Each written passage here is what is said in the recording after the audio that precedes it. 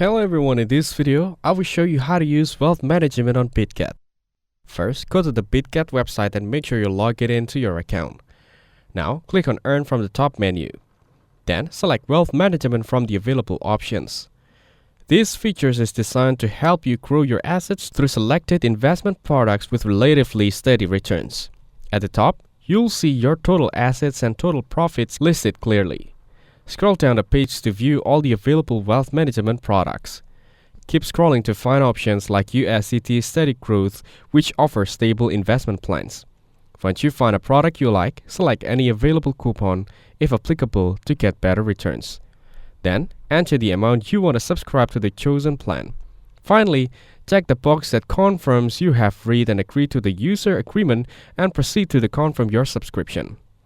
Your funds will now be invested in the selected wealth management product and start generating returns based on the plan's terms.